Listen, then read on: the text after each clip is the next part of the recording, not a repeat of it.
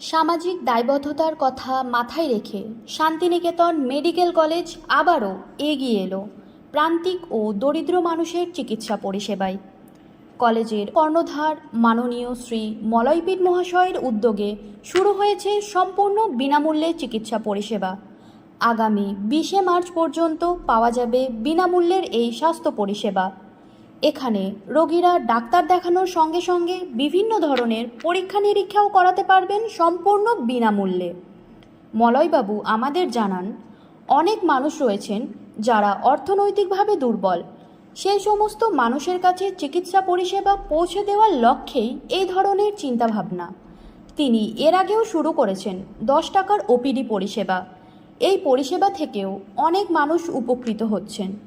এখন তিনি আরও এক ধাপ এগিয়ে ঘোষণা করলেন সম্পূর্ণ বিনামূল্যে চিকিৎসা পরিষেবা। মলয়বাবুর এই ইতিবাচক ভাবনা গ্রামগঞ্জের মানুষের কাছে সাড়া ফেলে দিয়েছে। ওনাকে অসংখ্য ধন্যবাদ জানাই আমাদের চ্যানেলের পক্ষ থেকে।